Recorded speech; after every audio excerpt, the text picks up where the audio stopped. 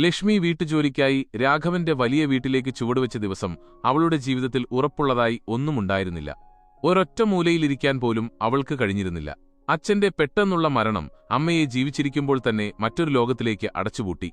അവരുടെ കണ്ണുകളിലെ ശൂന്യത ലക്ഷ്മിയുടെ മനസ്സിൽ മായാത്ത മുറിവായി ശേഷിച്ചു. നഗരത്തിരക്കിൽ എവിടെയോ വെച്ച് നഷ്ടപ്പെട്ട സഹോദരനെക്കുറിച്ചുള്ള പ്രതീക്ഷ അവളിൽ നിന്ന് മാഞ്ഞുപോയിരുന്നു. കല്യാണം കഴിച്ചിട്ടും ആരും അവൾക്ക് ആശ്രയം നൽകിയില്ല.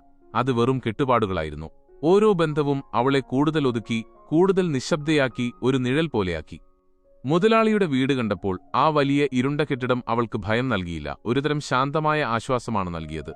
ഇവിടെ ശബ്ദങ്ങളില്ല, ബഹളങ്ങളില്ല. ഒരുപാട് ഒച്ചപ്പാടുകൾ കേട്ടു തളർന്ന ഒരു മനസ്സിന് മൗനത്തേക്കാൾ വലിയ ചികിത്സയില്ലെന്ന് അവൾ വിശ്വസിച്ചു. വീടിന്റെ അകത്തളങ്ങൾ തണുത്തുറഞ്ഞതായിരുന്നു. പഴകിയ ഫർണിച്ചറുകൾ, തണുത്ത തറകൾ, ഉയരമേറിയ ചുമരുകൾ. അവിടെ മനുഷ്യസാന്നിധ്യത്തിന്റെ ചൂടോ സ്പർശമോ ഉണ്ടായിരുന്നില്ല. ഒരു മ്യൂസിയം പോലെ എല്ലാം കൃത്യമായ സ്ഥാനങ്ങളിൽ, പക്ഷേ ചലനമില്ലാതെ. മുതലാളി രാഘവൻ, ഒരു 50-കാരൻ, സംസാരിക്കുന്നത് വാക്കുകൾ തൂക്കിനോക്കി മാത്രം.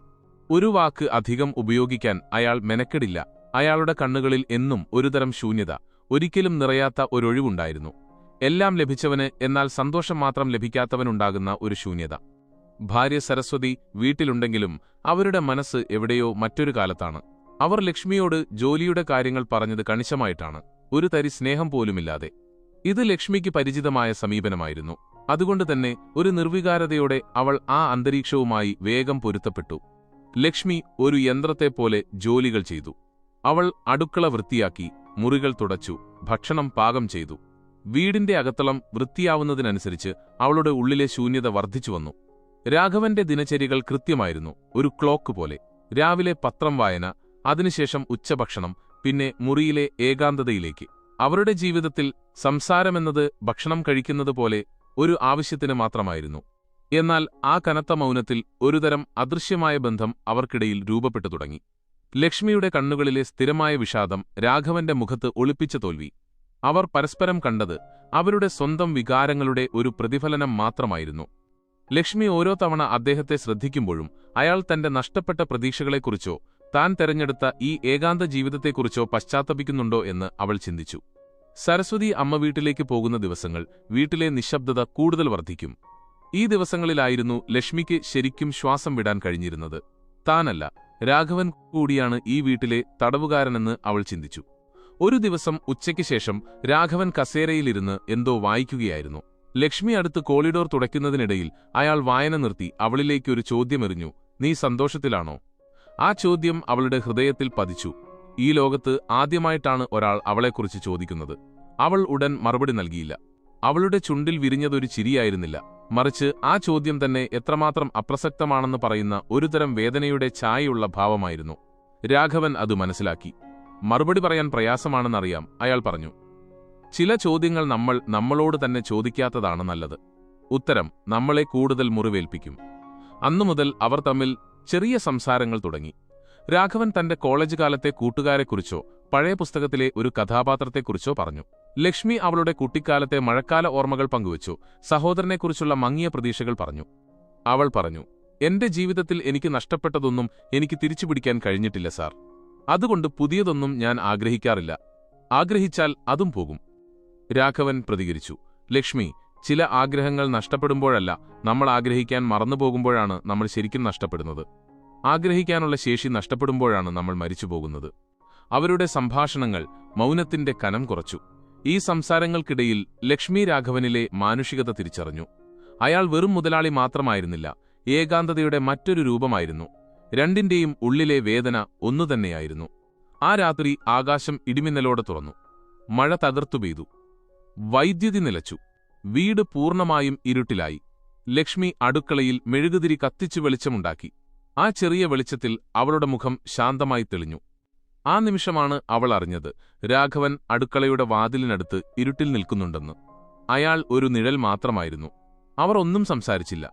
അവിടെ വാക്കുകൾ അനാവശ്യമായിരുന്നു. പരസ്പരം ആശ്വാസം തേടുന്ന രണ്ടു മനുഷ്യർ. അതൊരു തീരുമാനമായിരുന്നില്ല, ഒരു തെറ്റായ വഴിയുമല്ല. സാമൂഹിക അതിർവരമ്പുകൾ അപ്രസക്തമാവുന്ന ഒരു മനുഷ്യനിമിഷം മാത്രം. അയാൾ പതിയെ അടുത്തേക്ക് വന്നു. അവളുടെ കൈകൾ വിറച്ചു, നെഞ്ചിടിപ്പ് ഉയർന്നു. പക്ഷേ ഈ നിമിഷം അവൾക്ക് ആവശ്യമുള്ളതായിരുന്നു. താൻ അദൃശ്യയല്ലെന്ന്, താനും ഒരു സ്ത്രീയാണെന്ന് അവൾക്ക് ബോധ്യപ്പെടേണ്ടിയിരുന്നു. അവൾ ഒഴിഞ്ഞുമാറിയില്ല. അവൻ അവളെ കെട്ടിപ്പിടിച്ചു. അവൾ അവന്റെ നെഞ്ചിൽ തലചായ്ച്ചു. അവിടെ അവൾ കേട്ടത് ഹൃദയമിടിപ്പായിരുന്നു. സ്വന്തമല്ലാത്ത, പക്ഷെ തനിക്ക് സ്വന്തമെന്ന് തോന്നിയ ഒരു ഹൃദയം. ചുണ്ടുകളിൽ ഒരു ഉമ്മ. അതൊരു വലിയ ആഗ്രഹത്തിന്റെ പൂർത്തീകരണമായിരുന്നില്ല. അത് ഏകാന്തതയുടെ സമ്മതം മാത്രമായിരുന്നു. ഞാൻ നിന്നെ കാണുന്നു എന്നു പറയാനുള്ള നിശബ്ദമായ മാർഗം. അവർ പിരിഞ്ഞു. ഒന്നും സംഭവിച്ചിട്ടില്ലെന്ന് നടിച്ചു. പക്ഷേ ആ രാത്രിയുടെ നിശബ്ദതയിലെല്ലാം മാറിയിരുന്നു. അടുത്ത ദിവസങ്ങളിൽ അവർ തമ്മിൽ അകലം പാലിച്ചു. അത് അവർ സ്വയം നൽകിയ ശിക്ഷയായിരുന്നു. ലക്ഷ്മിക്ക് ഉറക്കം നഷ്ടമായി. രാഘവൻ കൂടുതൽ മൗനിയായി. ഈ വീട്ടിൽ ഇനി തുടരാൻ പാടില്ലെന്ന് അവൾക്ക് മനസ്സിലായി. ഈ താൽക്കാലിക ആശ്വാസം തന്റെ ജീവിതത്തിലെ തകർച്ചയുടെ ആഴം കൂട്ടുകയേയുള്ളൂ. രാജിക്കത്ത് എഴുതുമ്പോൾ അവളുടെ കൈകൾ വിറച്ചു. അത് ജോലി പോകുന്നതിന്റെ വേദനയായിരുന്നില്ല, ഒരു ബന്ധം മുറിഞ്ഞു പോകുന്നതിന്റെ വേദനയായിരുന്നു.